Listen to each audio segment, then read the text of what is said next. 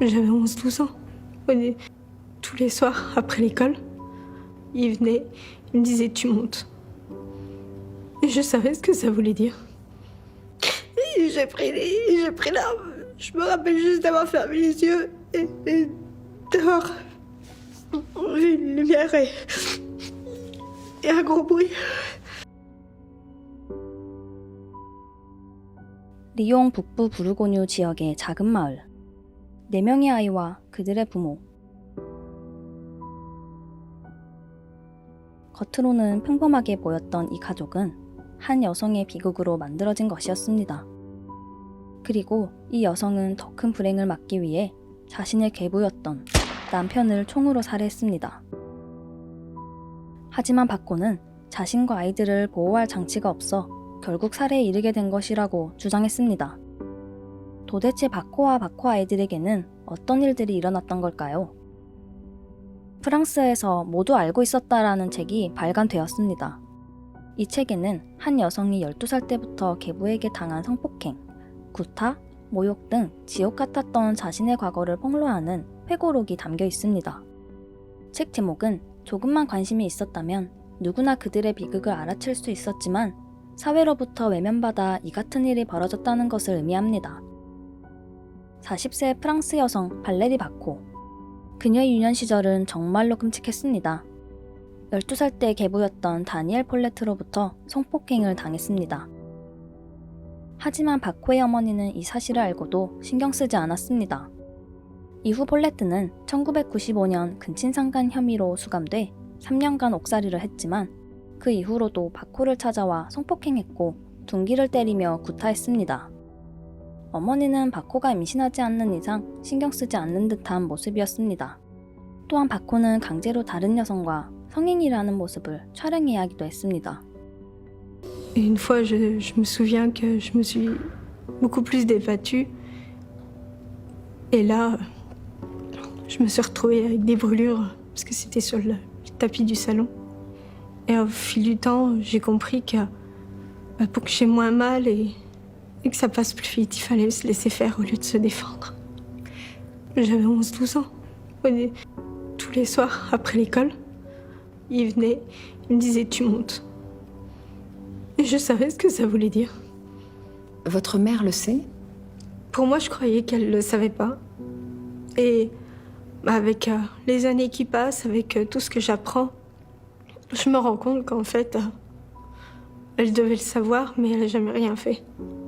Un jour, il est dénoncé par l'une de ses sœurs. Il part en prison. Il est libéré au bout de 2 ans et demi et il réintègre le domicile familial. Vraiment, il est revenu comme s'il était parti la veille. Il fait encore plus peur et plus de force. Jusqu'au jour où vous tombez enceinte. Vous avez quel âge? 17 ans. Je veux dire, sinon, j'aurais été à la rue et enceinte, parce que j'avais personne autour de moi. Du coup, j'avais pas 36 solutions, quoi. Vous allez mettre au monde votre premier enfant. 3 autres naissances suivront. Vous allez vivre en vase clos pendant combien d'années? Environ une vingtaine d'années. Toute notre vie, quoi. 이후 지속되는 폴레트의 강압적인 성폭행에 바코는 원치 않는 임신을 4번이나 했습니다. 그리하여 바코는 계부의 아이를 4번 출산했고 폴레트는 딸이었던 바코를 아내로 삼았습니다.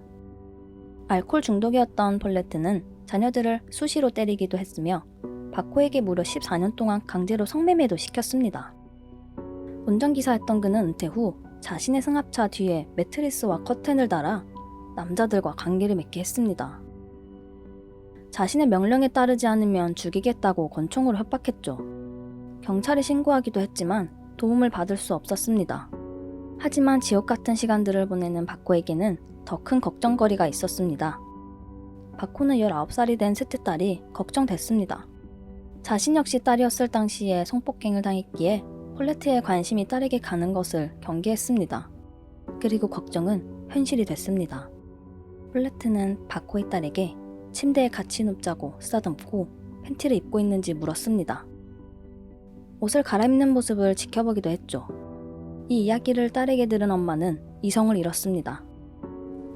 2016년 남편이 가져온 권총을 이용해 남편이 운전석에 앉아있을 때 목 뒤에 총을 쐈고 두 아이의 도움을 받아 근처에 시신을 숨겼습니다. 그녀는 권총으로 폴레트를 쏜 뒤에야 지옥 같은 생활이 끝이 났습니다. 사망 당시 폴레트의 나이는 61세. 시체를 유기하는 일에는 자식들과 딸의 친구도 가담했습니다. Et vous avez peur pour votre fille, qui a 14 ans. Oui. Parce qu'un jour, il lui a demandé comment elle était sexuellement. Elle vous en parle?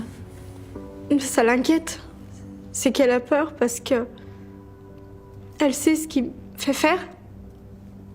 Et elle a peur qu'il lui fasse faire la même chose. Et là, j'ai peur de ce qui peut lui arriver. C'est à moi de la protéger. Vous apprenez ça, et le lendemain, alors qu'il vous prostitue une nouvelle fois, tout bascule. Que se passe-t-il ce soir-là? On avait un client, et c'était un client qui était violent. Il avait, comme d'habitude, son arme dans la voiture. Et je me suis pas laissé faire.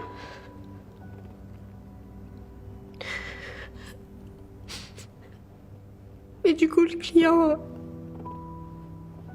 a fait de force. Le client est parti. Et il m'a dit, dans les oreillettes, il continue de crier dessus et il disait que j'allais le payer. Il est monté dans la voiture. Et j'avais tout ce qu'il me disait, tout ce qui s'était passé. J'avais tout dans la tête. Et ce que ma fille disait. Et j'ai pris l'arme. Je me rappelle juste d'avoir fermé les yeux et d'avoir vu une lumière et un gros bruit. Et quand je suis sortie de la voiture, j'ai ouvert la porte parce que je savais pas trop. Enfin, il est tombé et je suis montée dans la voiture et je me suis sauvée.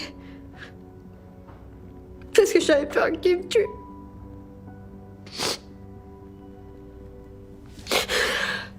Vous ne voyez pas qu'il est mort? Non, ma seule obsession, c'est me sauver pour pas qu'il me tue. Vous partez chercher de l'aide auprès du petit ami de votre fille, et ensemble, vous allez chez vous, dire à vos enfants ce qui s'est passé. Comment réagissent-ils? Leur seule réaction, c'est « T'inquiète pas, maman, on va t'aider ». Du coup, avec les enfants, on l'a enterré. Vous n'appelez pas les gendarmes? Non, parce que ça voulait dire que j'abandonne mes enfants. Et pour moi, c'est toute ma vie. Les gendarmes finiront par retrouver le corps. Vous êtes arrêté. Oui. En prison, vous allez recevoir une lettre d'une sœur de votre mari. Que vous apprend-elle? Qui maltraitait ses parents, ses frères et sœurs. Qu'il a violé pendant des années une de ses sœurs. Qu'il a menacé de mort et qu'il a failli tuer plusieurs de...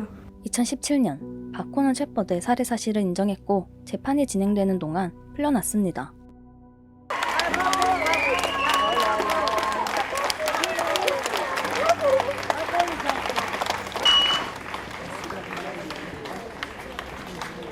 Bravo madame, bravo! Je suis contente pour elle.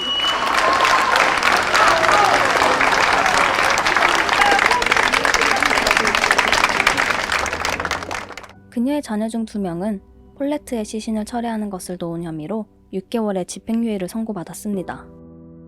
박호는 더 큰 비극을 막기 위해 남편을 살해했다고 주장하고 있습니다. 자녀는 아무도 우리를 도와주지 않았다며 어머니의 무죄를 변호하고 있습니다. 22세, 21세인 박호의 2 아들은 살해를 하기에 앞서 2번이나 경찰을 찾아갔지만 그들은 우리가 할 일이 없다고만 했다고 증언했습니다. 19세인 그의 딸은 나도 엄마와 마찬가지로 매춘을 시키려고 했다. 엄마는 그걸 보호하려고 했다고 말했습니다. 또한 변호인은 박호가 어릴 적 고통스러운 일을 겪을 때 주변 사람들은 눈 하나 깜빡이지 않았다. 평생을 지배당하고 통제당한 여성이 그 상황에서 탈출할 수 있는 유일한 방법이었다고 말했습니다. 경찰은 박호가 계획적으로 폴레트를 살해했다는 점을 강조하고 있습니다. 살인 혐의로 기소된 박호가 유죄 판결을 받을 경우 종신형에 처해질 수 있다는데요. 50만 명이 넘는 사람들이 살인죄로 종신형을 받는 바코의 무죄를 요구하는 탄원서에 서명하고 있습니다. Valérie était une femme dont on a révélé la notion de syndrome de femme battue. Et lorsqu'on est battu pendant des années durant, depuis l'âge de 12 ans, on ne peut pas raisonner comme vous et moi. Et on est obligé à un certain moment de faire un geste qui ne nous ressemble pas, qui ne lui ressemble pas, pour se sauver. C'est un geste de survie. Tout au long du procès, il va falloir qu'on démontre que cette femme n'est pas une coupable, n'est pas un auteur de violence, mais au contraire une victime.